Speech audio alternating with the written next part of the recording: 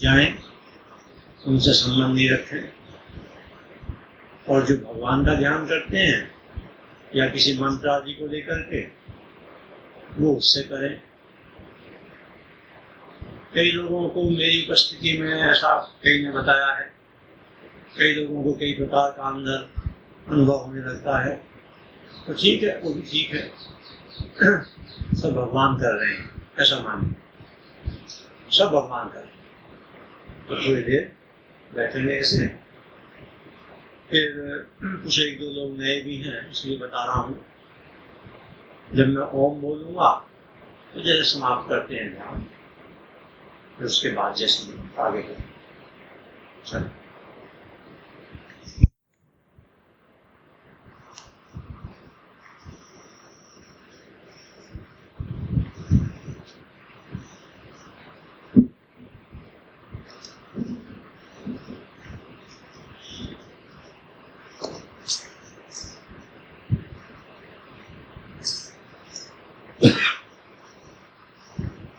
आज सुबह भी एक बात बतलाई थी, फिर क्योंकि अब ज्यादा व्यक्ति हैं, सुबह तो 10-15 लोग ही थे, 10-12 लोग जो भी थे,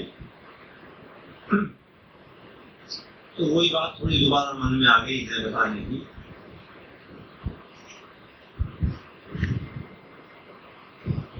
और ये बात भी मैंने सुबह बतलाई थी कि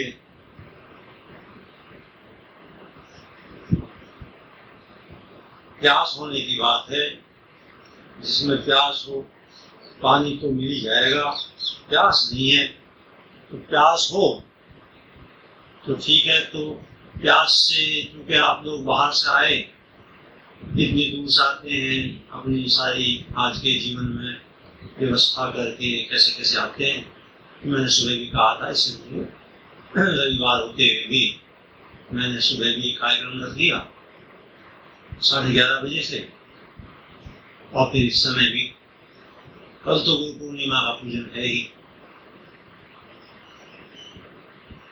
तो वो सुबह वाली बात दोबारा मैं ये कह रहा हूँ कि जो ध्यान में बैठते हैं तो ध्यान में मैंने सुबह ही बतलाया, ध्यानस्थ हो जाना ये तो कठिन बात है, आसान बात नहीं। ध्यान की गहरी स्थिति हो जाना अर्थात विचार रहित हो जाना,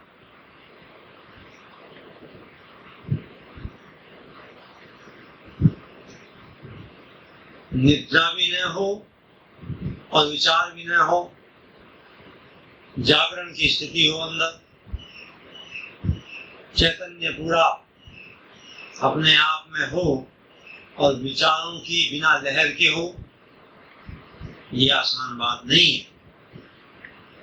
तो अधिकतर क्या होता है, इसलिए कि जब ध्यान में बैठते हैं तो विचार आते जाते हैं, आ रहे हैं जा रहे हैं, आ रहे हैं जा रहे हैं। तो महात्माओं ने ऐसा बताया कि उसकी विधि यही है कि उनसे संघर्ष नहीं करना, विचारों से निरपेक्ष भाव से देख, आए आए जाए जाए,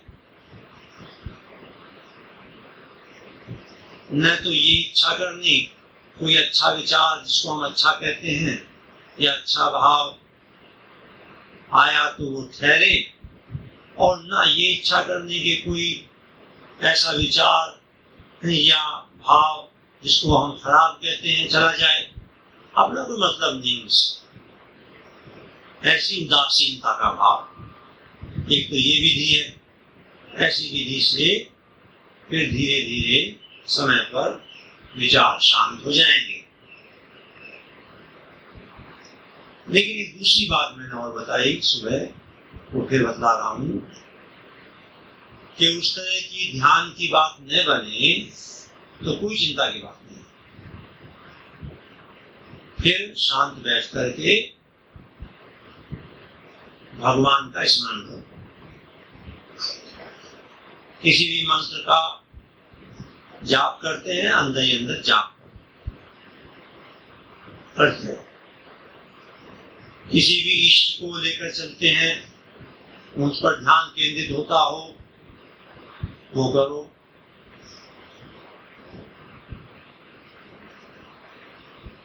भगवत संबंधी कोई बात आती हो, वो करो। कौन सा मंत्र हो जो आपको व्यक्तिगत स्तर पर सर्वाधिक प्रिय हो, जो अच्छा लगे। कोई सा भी मंत्र हो, सारे मंत्र एक ही जगह ले जाएंगे। सारे मंत्र साधन हैं, इंगित करते हैं, इशारा उसी एक परम तत्व के लिए। तो जो भी अच्छा लगे। हरे राम राम राम हरे हरे, हरे कृष्ण कृष्ण कृष्ण हरे हरे। चाहे ये हो, चाहे ओम नमो भगवते वासुदेवाय हो, चाहे ओम नमः शिवाय हो, चाहे सीताराम सीताराम सीताराम, हाँ ठीक, राधे श्याम ठीक है, ओम वो भी ठीक है, कोई सा भी हो, नमो का बिल्कुल ठीक है, बुद्धं शरणं गच्छामि, हाँ बिल्कुल ठीक है, सब ठीक है। कोई क्राइस्ट का करे वो भी ठीक है। हमारे यहाँ जो मुसलमान आए उनके मैं अंदर कलमा करूं तो हमारे यहाँ संसार के सारे व्यक्तियों के लिए सत्संग खुला हुआ है, सबका कल्याण हो जाएगा अगर थोड़ी बात मानेंगे। क्योंकि जो शाश्वत सत्य है वो तो एक ही है, उसमें जो सेक्टेरियन व्यू है वो तो अज्ञान के कारण है, लोगों के अपने स्वार्थवादी के कारण। तो खैर, जिसमें जिसकी रुचि हो वो करो। इस सब के करने का प्रयोजन क्या है? चाहे विपश्यना वाले श्वास पर करते हैं, श्वास जा रहा है, श्वास आ रहा है, श्वास जा रहा है, वो करो। ट्रांसेंडेंटल मेडिटेशन वाले एक अर्थहीन ध्वनि बता देते हैं, उस पर मन को चढ़ाकर वो करो। किसी ने मुझसे पूछा, आप सारी दुनिया की सारी बात करने कहते हैं, मामला क्या है आपका? अरे सबसे कल्याण हो जाएगा, तुम कुछ करो तो सही, उसका विज्ञान समझ लो। विज्ञान क्या है? अरे भाई विज्ञान ये है, बाहर दौड़ती हुई जो चित्त की वृत्ति है ये सिमट करके पहले अंदर आए। सब साधन है उसके लिए, जो साधन तुम्हें ठीक बैठे। चित्त की वृत्ति बाहर दौड़ती हुई सिमट करके अंदर आए। अंदर आकर समस्या हो पड़ती है, जन्म जन्मांतरों के संस्कार विचार परेशान करते हैं। तो उनको शांत करने के लिए जो विधि तुम्हें भगवान का स्मरण हो, विपश्यना का हो, आदि आदि, क्या होगा? ये होगा कुछ समय बाद कि जिस चित्त में परेशानी है, समस्याएं हैं, जहां पर बहुत से विचारों की उहापोह है, वो कुछ समय बाद शांत हो जाएगी और वहीं पर भगवान मौजूद हैं अपने परम शुद्ध रूप में। सारे शब्द व्यर्थ रहेंगे, भगवान को तो क्या शुद्ध कहना क्या अशुद्ध कहना, पर समझाने को कहना पड़ता है। गड़बड़ी की बात है। वैसे ही कोई यूं कहेंगे भगवान परम शुद्ध रूप में, भगवान कम शुद्ध रूप में भी हों क्या? पर क्या किया जाए, अब जैसे समझ में जितना आ जाए जिसकी, ऐसे कोशिश करनी पड़ती है।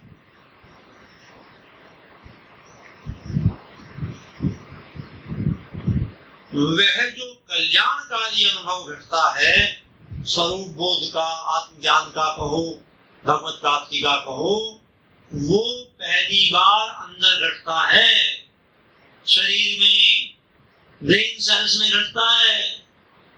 यहाँ भी होता है, कुछ को यहाँ होता है, हृदय केंद्र से कहते हैं, कुछ को ऊपर भी होकर के बाद में आता है, आखिर में तो हृदय केंद्र पर ही होता है। अलग अलग मानवों की अलग अलग प्रकार की वृत्तियां हैं। कोई बहुत विचारशील है, हालांकि जो अपने को बहुत विचारशील मानते हैं वो है नहीं समझदार विचारशील।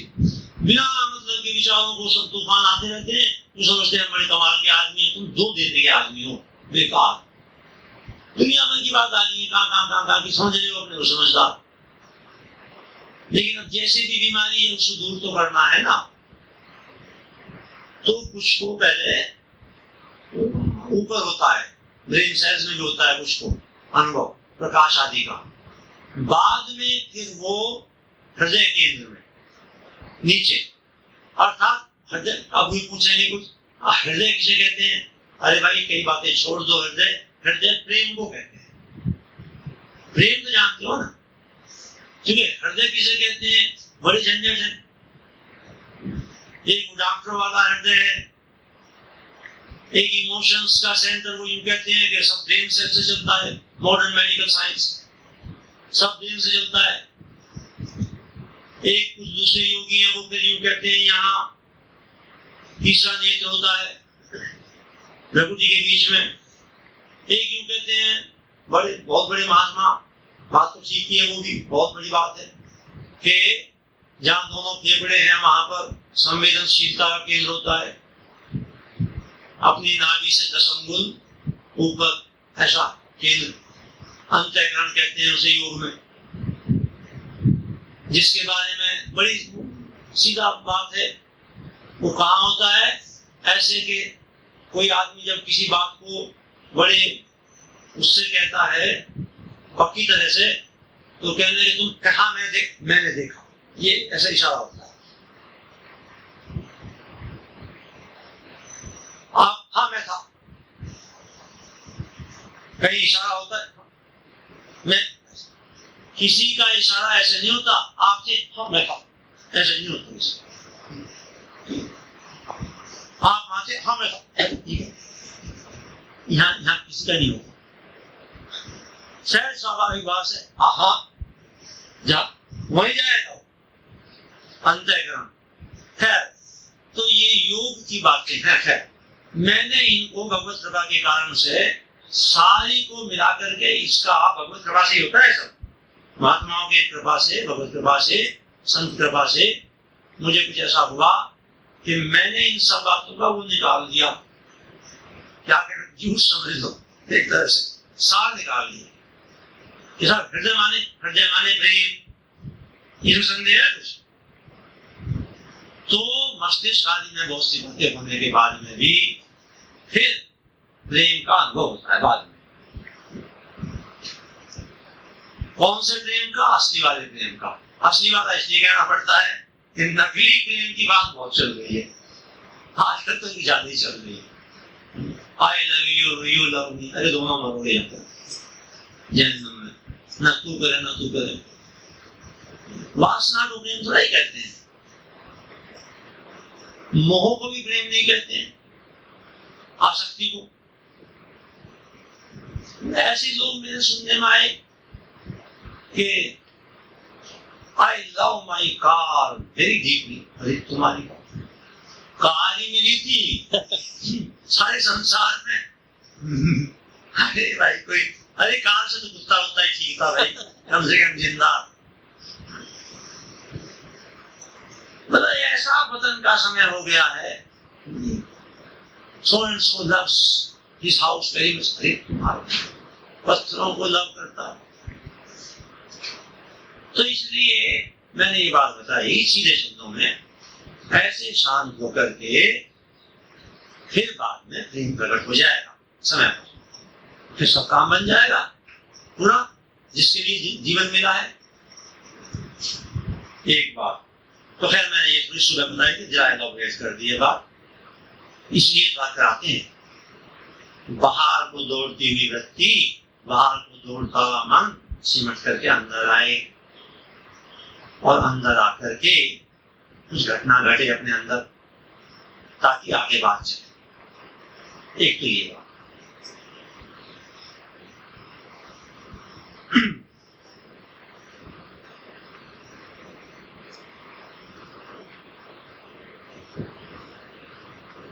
दूसरी बात यह है कि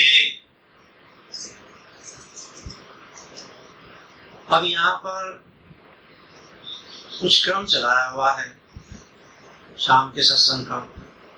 रविवार में तो आप लोगों की वजह से आज कर रहे हैं, लेकिन क्रम फिर वही करना ठीक है जो चलाया हुआ है। कल तो फिर पूजन करेंगे आप लोग, जो भगवान कल प्रेरणा देंगे वो कल बता देंगे। फिर आज तो जैसा रोज का क्रम रखते हैं। एक बात तो संभव आज है नहीं, आधा सत्संग मेरे कमरे में होता है रोजाना, आधा माता जी के, उसमें तो वो संभव नहीं है, तो कोई बात नहीं, आज यही करेंगे। तो उस क्रम में स्वामी रामदास जी महाराज के साधन सदा सिंधु से कोई वो पढ़ते रहते हैं, एक बैठ करके मैं पढ़वाता हूँ। मेरे अपने विचार में ये जो महापुरुष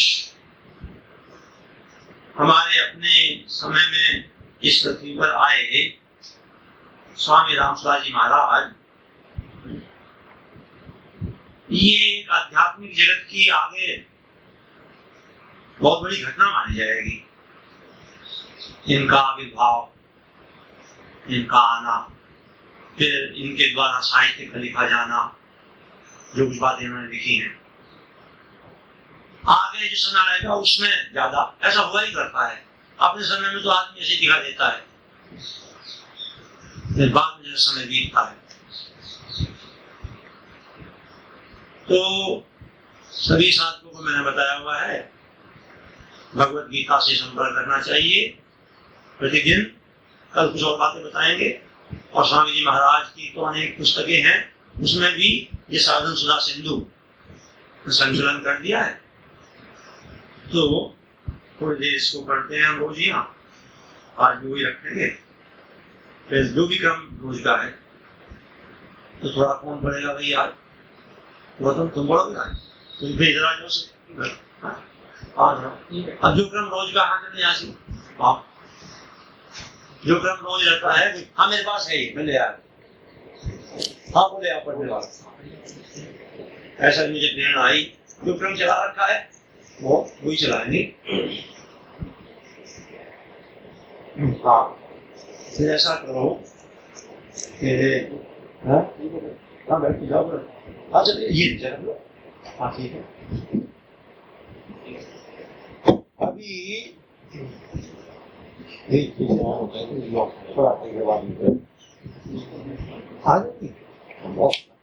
कैसे करो, आज में तो विचार नहीं भाई, मुझे बताया उनकी इच्छाएं वो यहाँ चाहती है, तो बस वो तो बहुत सुंदर बात है। कल तो लाएंगे ही, और आज भी है तो लाओ, करने का काम। देखो हम तो ये सत्संग सच्ची बात इसलिए कर रहे हैं भाई, अपना धर्म पालन, हमारी पत्नी बीमार है, हम तो उसमें बैठे हैं, तो जो आए तो उनको बता रहे हैं बात, तो उनकी इच्छा हुई कि मैं आऊं, तो करो क्रम, लाओ।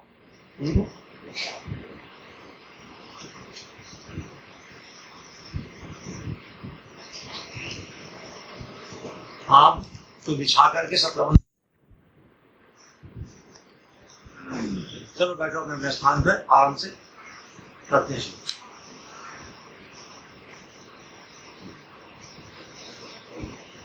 आराम से बैठ जाओ, जगह बिल्कुल नहीं हो, थोड़ा और आगे हो जाओ, जगह हो जाएगी। हाँ तो थोड़ा आगे हो जाओ।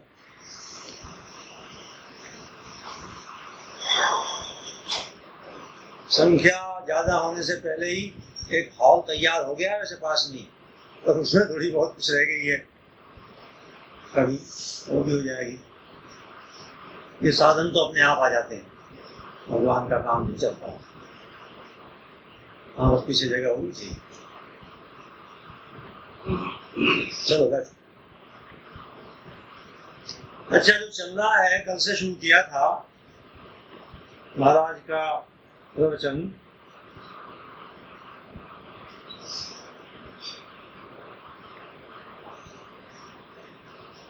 उसका प्रवचन का हेडिंग है जीव लौटकर क्यों आता है। ये बार बार मरना जीना ये क्यों हो रहा है। ये बीमारी है जिसको मिटाने के लिए यहाँ सब इकट्ठे हुए हैं। मनुष्य जीवन का जो एकमात्र वास्तविक प्रयोजन है, आत्मज्ञान या भगवत प्राप्ति, जो कि केवल मनुष्य शरीर में ही होती है बात, वो क्यों नहीं होती? क्यों बार बार जन्म लेना पड़ता है? तो देखो कैसा खुला है, कल से शुरू किया था। अभी महाराज क्या बता रहे हैं कि थोड़ा बात समझे, थोड़ी देर बीच बीच में कोई बात आती है तो मैं रोक करके बता दिया करता हूँ। तो चलो शुरू से ही ले लो, थोड़ा नहीं पड़ा था। ओम श्री परमात्मने नमः। जीव लौटकर क्यों आता है?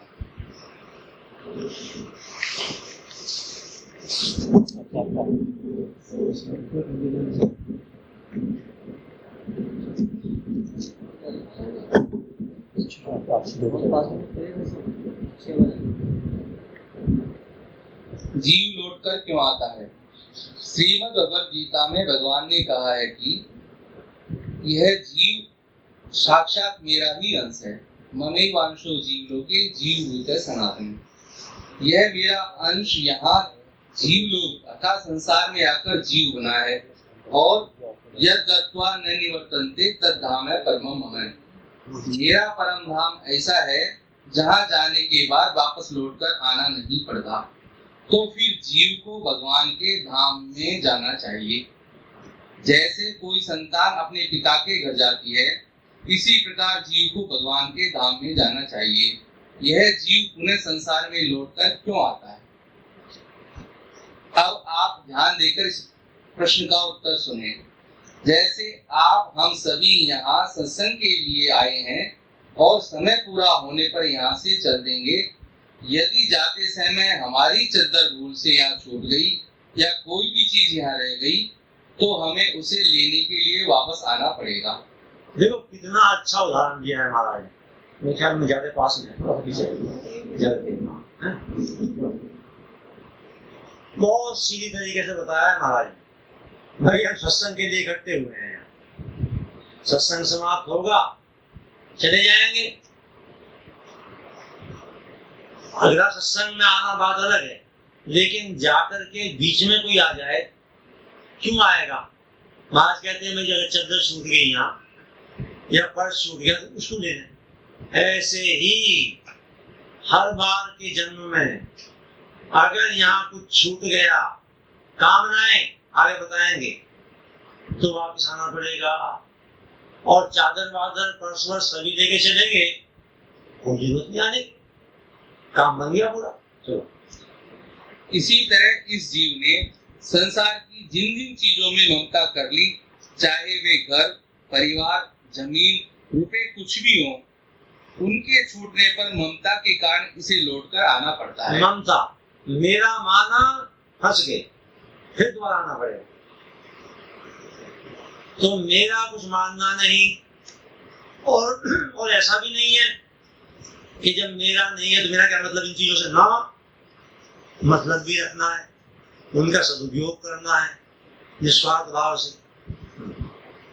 संसार में जिन वस्तुओं को अपना माना है वहां लौटकर आना पड़ेगा।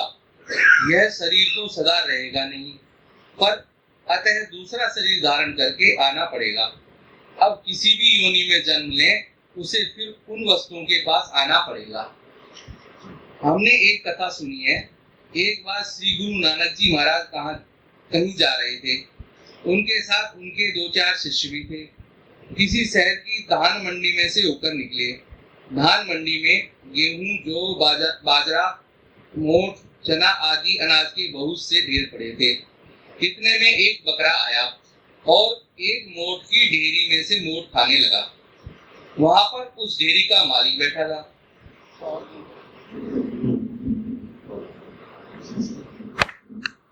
उसने बकरे के केश पकड़ लिए और उसके मुख पर डंडे मारने लगा। काफी मारपीट के बाद उसने उसके मुख से दाने निकलवा लिए। इस दृश्य को देखकर श्री गुरु नानक जी महाराज हंसे। साथ में चल रहे शिष्यों को आश्चर्य हुआ। उन्होंने पूछा, महाराज बकरे के तो मार पड़ रही है और आप हंस रहे हैं। संतों की हर क्रिया किसी प्रयोजन को लेकर होती है, अतः महाराज हमें बताएं आप हंसे क्यों?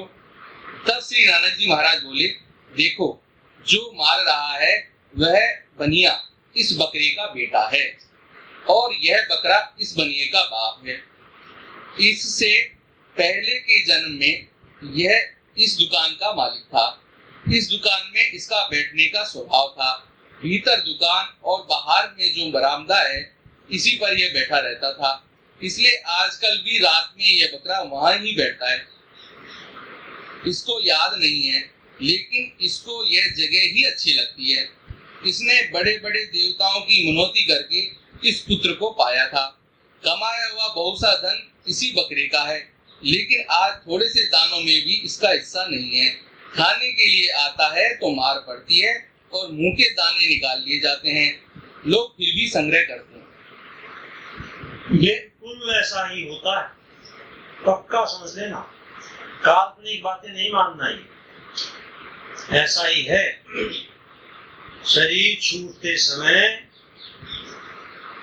जो व्यक्ति रह जाएगी अंतिम, उसके अनुसार अगला जन्म होगा। अकाट की बात है। इसलिए गीता में कई जगह ये बात आती है कि अंत में स्मरण कम से कम भगवान का हो जाए। और अंत में स्मरण तब होगा जब उससे पहले खूब अभ्यास रात दिन किया है। इतनी आसानी से होगा नहीं, लेकिन ठीक ऐसा होता है जैसा ये उदाहरण दिया है। कल मैंने बात बताई थी, फिर बता देता हूँ, ज्यादा लोग हैं, मेरे स्वयं के सामने की बात है। एक योगी राज थे, बहुत बड़े, अब शरीर नहीं है उनका। कई बार मेरा संपर्क उनके साथ में आया, स्वयं उन्होंने बताई बात। यूपी का कोई ठाकुर थे, वहां जाया करते थे, उनका स्वर्गवास हो गया ठाकुर का। उसके बाद में बहुत वर्षों बाद फिर जाना हो गया उस गांव में। अब लड़के संभाले हुए थे बाप। खैर उस शेम पूछी तो लड़के कहने लगे, महाराज और तो सब बात ठीक है, आप तो बहुत वर्षों बाद आए, पिताजी के समय में आते थे। एक समस्या छोटी सी है।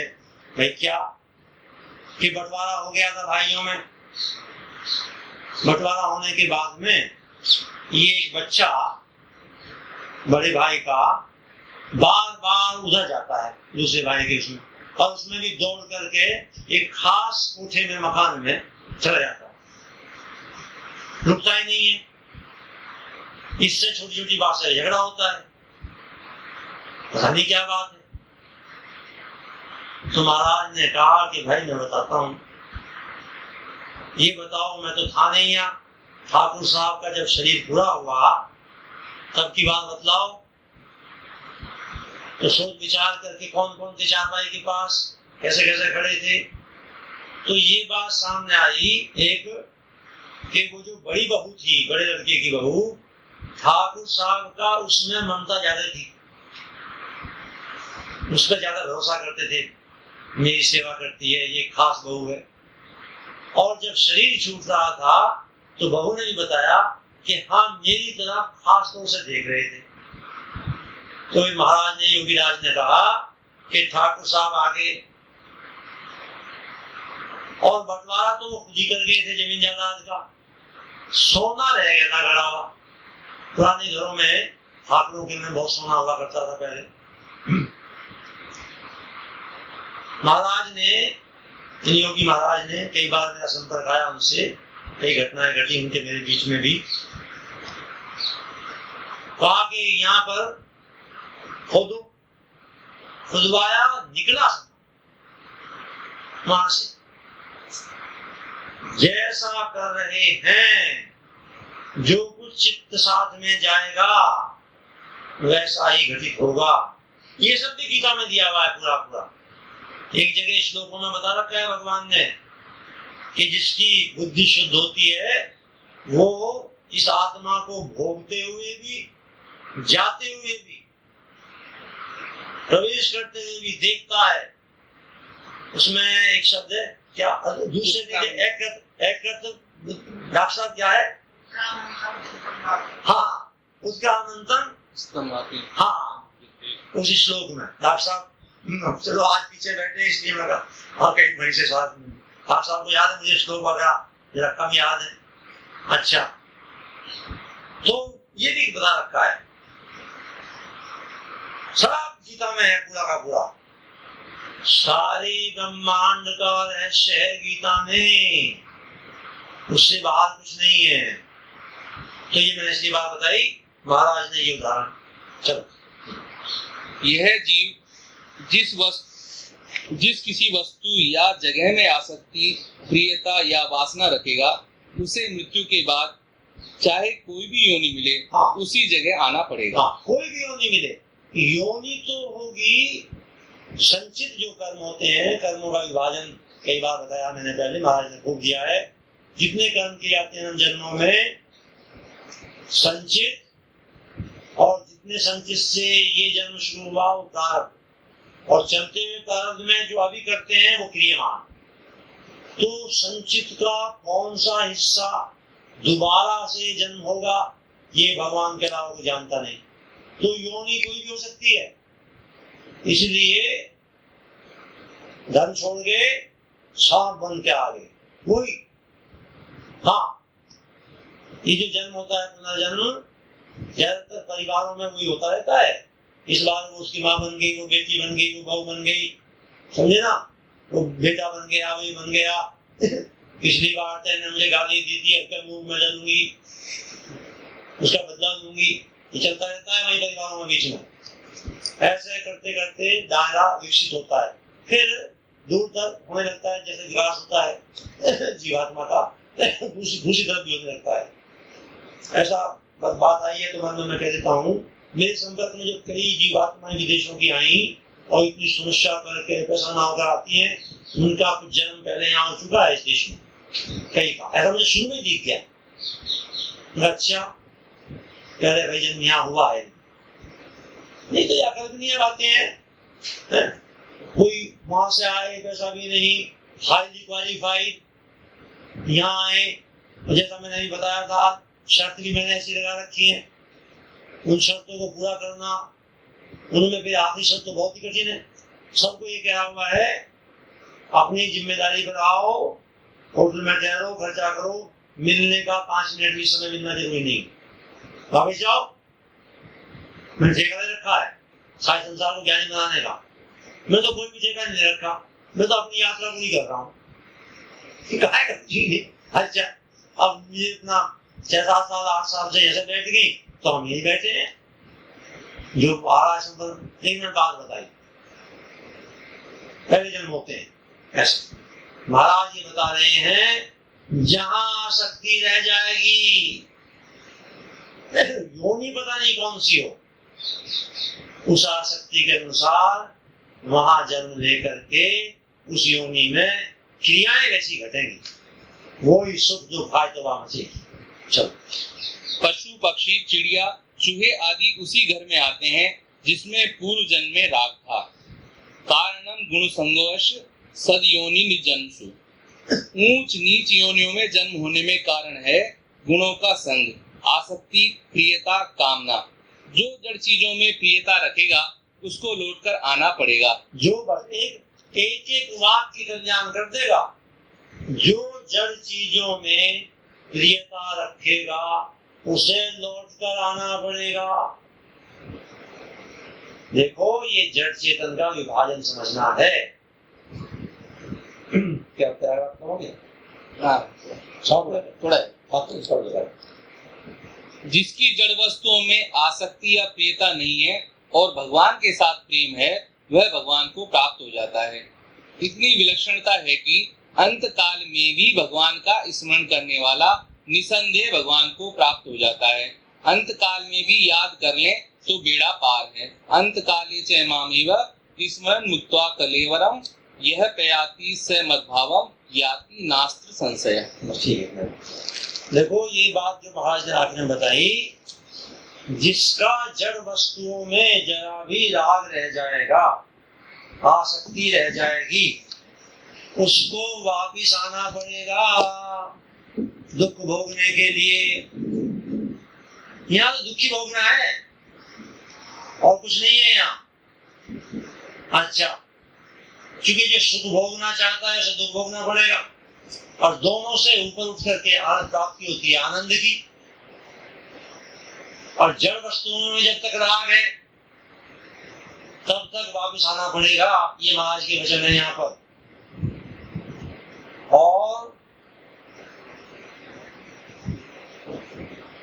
लोगों ने तय कर रखा है कि दुर्गति कराने को दोबारा हमें आना ही है। कठिन नहीं है भगवत प्राप्ति। ये महाराज ने अनेक बार कह रखा है। अब इतने बड़े महापुरुष, किसी ने काटी तो है नहीं उनकी बात। मैंने बहुत लोगों से कहा जब थे, मैंने देखो भाई ये बात मैं तो कह, भगवत कृपा के कारण से मैं भी यही बात कहता आया हूँ बहुत समय से, पहले से ही। फिर महाराज से संपर्क हो गया, बात पक्की हो, कंफर्म हो गई।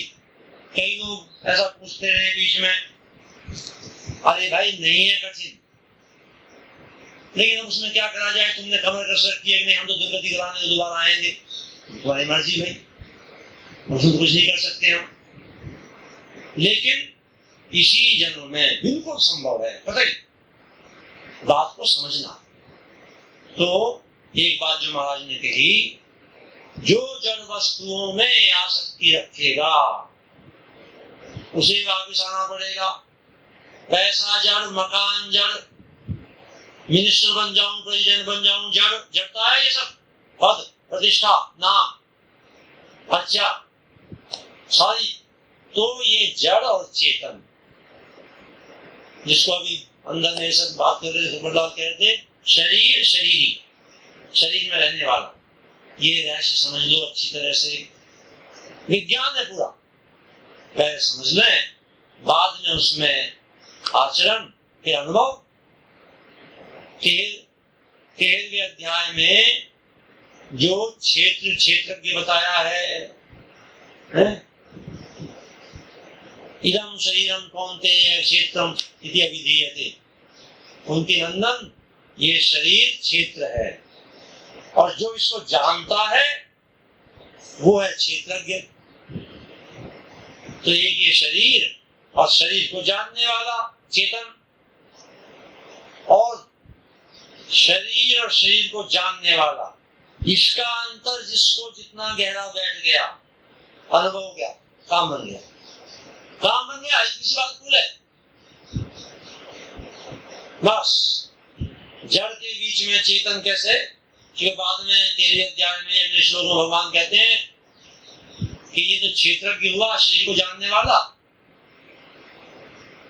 The feel and the nowhere. अभी विदेश आए बेचारे, बहुत अंग्रेजी इनको भी करते हैं भाई, अब इनका भी ध्यान रखना चाहिए। एक रशिया से आई है, एक जर्मनी से आई है, बताओ, एक इंग्लैंड से, थोड़ा बहुत करना चाहिए। In 13th chapter, the field and the knower of the field. One who knows the difference between these two becomes liberated. The Lord says there. The body is the field, and the awareness, the consciousness, knowing the body. And body includes not only the physical body, but the subtle body also, that means the mind also. Causal body, I will not say anything to you. You will not be able to understand. You only say, believe that there is causal body also. You will not be able to understand what is meant by causal body. The three bodies, the physical, the astral, and the causal. And the knower of the body. Knower of the body is separate from the body. One who knows the difference between these two gets the highest purpose of human life. Enlightenment happens, for which you also have come here, and they are also trying, everybody.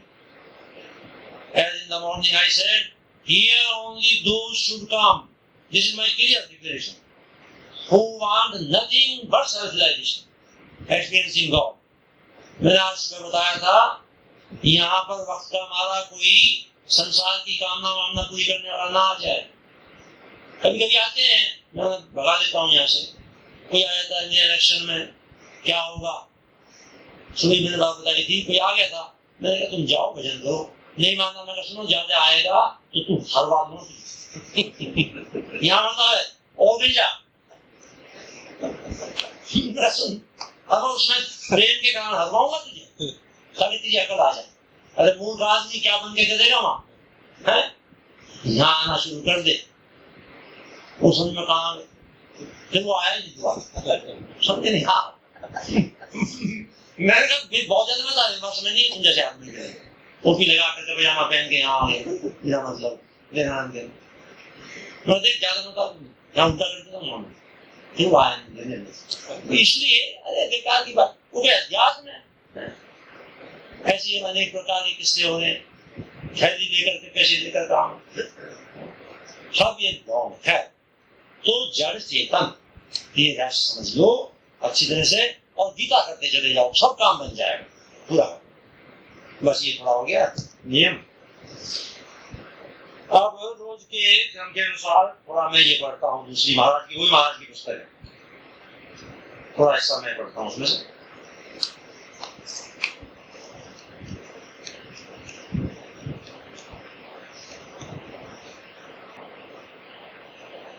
तो थोड़ा आधा किया था कल, इसमें paragraph से पूरा कर देता हूँ। ओम श्री परमात्मने नमः।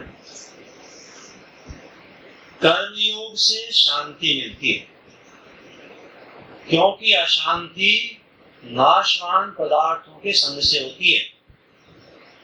ज्ञान योग से स्वरूप में स्थिति होती है। भक्ति योग में शांति और स्वरूप में स्थिति दोनों रहते हैं, पर साथ ही भगवान की ओर विशेष आकर्षण रहता है। भक्ति, व्यक्ति तथा भगवत प्रबोध तीनों एक साथ चलते हैं। भक्ति में ये तीनों बातें हो जाती हैं। अब देखो ये एक प्रकार से आधुनिक काल के उपनिषद है, महाराज के वाक्य इतनी आसानी से समझ में नहीं आएंगे, कोई बैकग्राउंड चाहिए।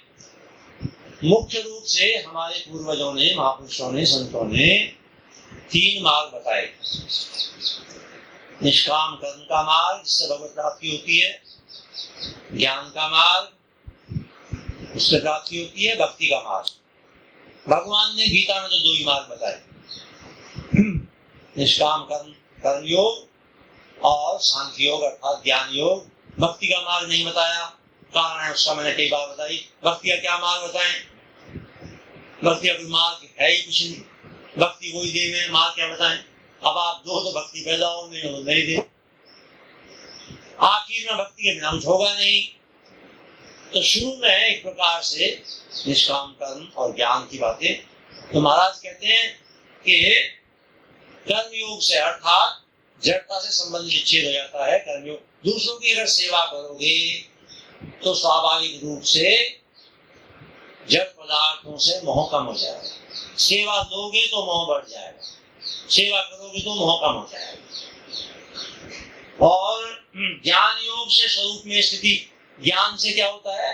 काय का ज्ञान होता है? स्वरूप का, अपने होनेपन का। तो अपने स्वरूप में स्थिति बताई। भक्ति में दोनों बात होती है। अच्छा, शरीर में ममता रहेगी तो समता कैसे होगी? समता है गीता का असली बात। आखिरी शरीर में ममता कर रहे हैं, मेरा शरीर, तो समता नहीं होगी, नहीं हो सकती।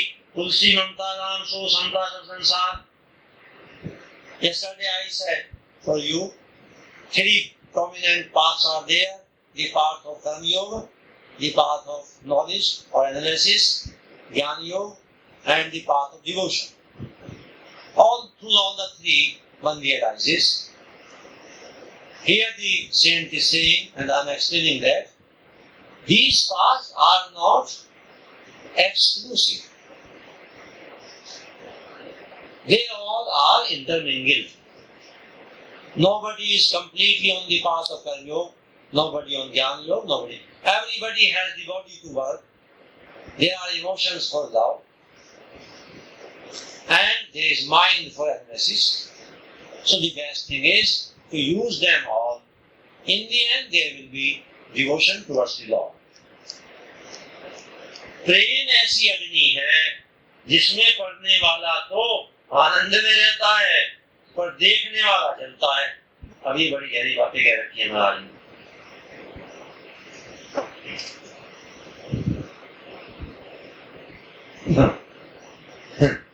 प्रेम ऐसी अग्नि है जिसमें पढ़ने वाला तो आनंद में रहता है पर देखने वाला जलता है। अब ये तो समझ में तुम्हारे आना है कठिन, ये क्या बात हुई? थोड़ा बताता हूँ भगवान की कृपा से। अग्नि बताया प्रेम को। अब जो अग्नि में पड़ जाए खाए तो जलना चाहिए। महाराज कहते हैं जो प्रेम की अग्नि में पड़ जाए वो तो आनंद में रहता है और जो उसे देखता रहता है वो जलता रहता है। तो भाई देखो अभी तो जलने रहेगी, क्योंकि प्रेम और प्रेम को जानने वाला अभी तो द्वैत बना हुआ है। मैं प्रेम करता हूं, क्या मतलब? मैं अलग प्रेम अलग। अरे जब प्रेम हो जाएगा तब मैं कहाँ रहेगा? मैं तो गायब हो जाएगा। फिर क्या रह जाता है? फिर वही वो रह जाता है जो है।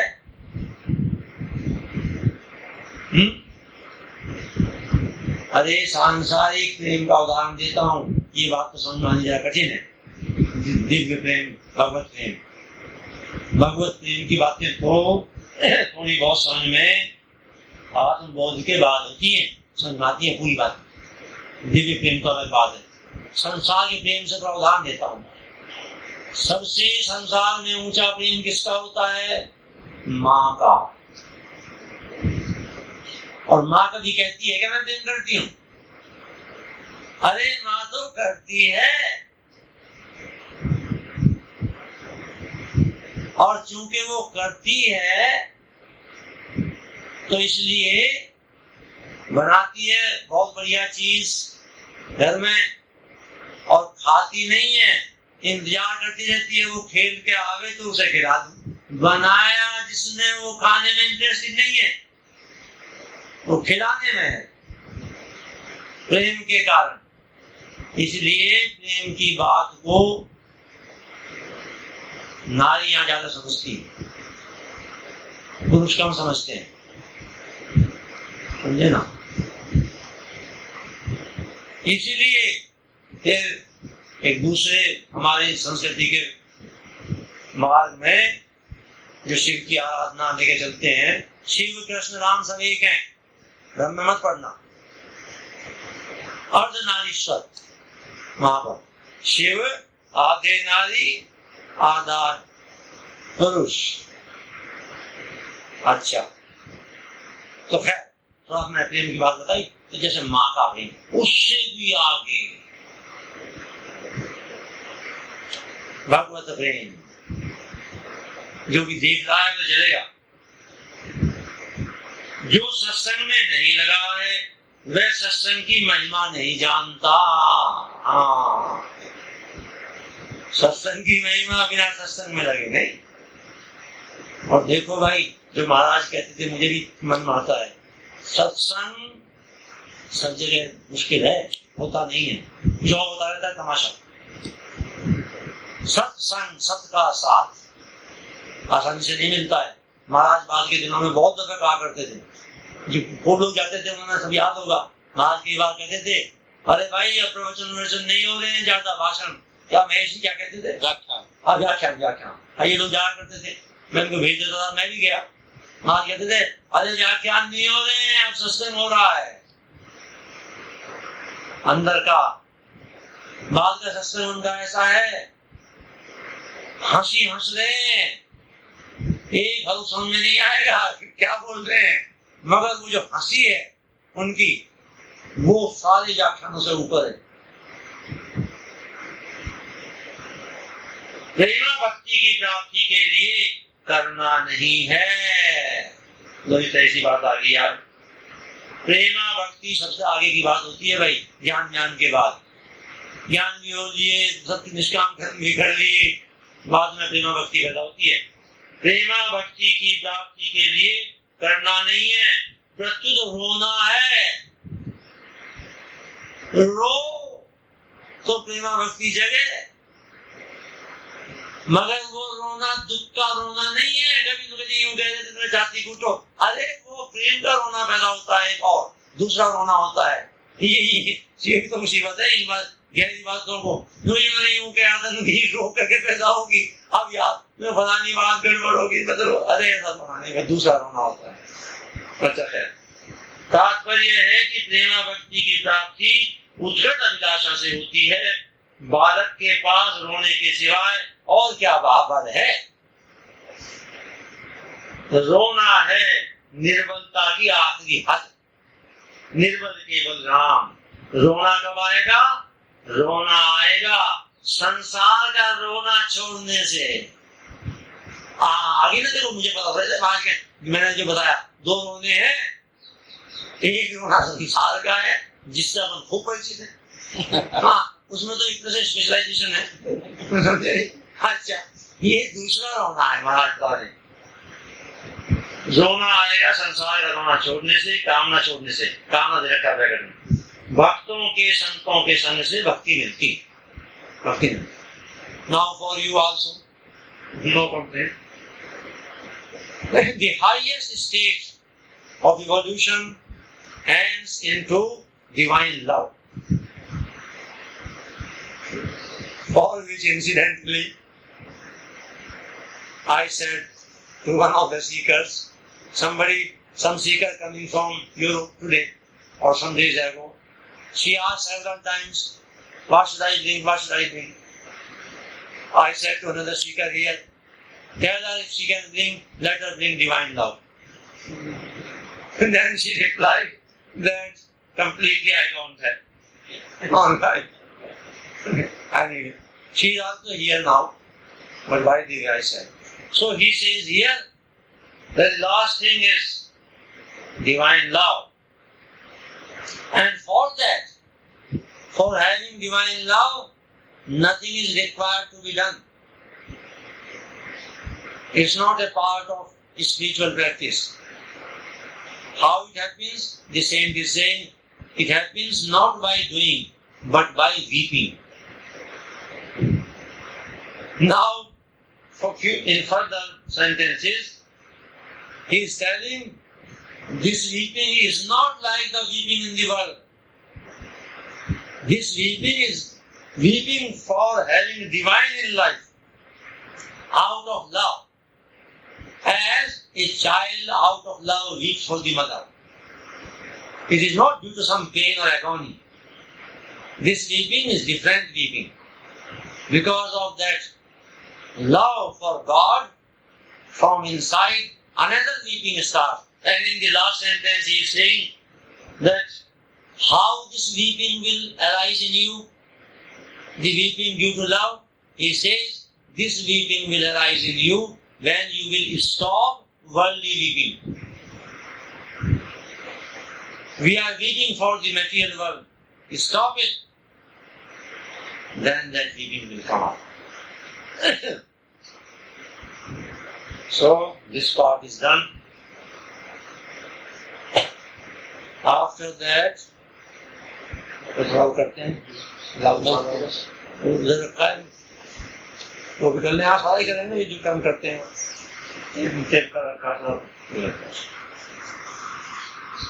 अच्छा यार ठहरो एक बात कर लेते हैं तुम्हारा विचार क्या था उसका कीर्तन भी का है तो ठीक है चलो कोई बात नहीं आज थोड़ा सा कीर्तन करने की विचार तो वो कर लेंगे फिर ऐसा करेंगे ठहरो थोड़ा चेंज कर देते हैं इसके बाद यहाँ जो रोज हम सत्संग करते हैं ये सब करने के बाद फिर थोड़ा सा कीर्तन करते हैं स्वामी जी महाराज का भी कीर्तन इसमें भरा हुआ है कुछ और भी संतों का अच्छी गायकों का उस हिसाब से करते हैं फिर हम करते हैं प्रार्थना आखिर में हम रोज करते हैं हनुमान चालीसा तो हनुमान चालीसा आज भी करेंगे भाई जो जी हम कर रखा है आखिर में वो कर देंगे तो फिर ऐसा करो कि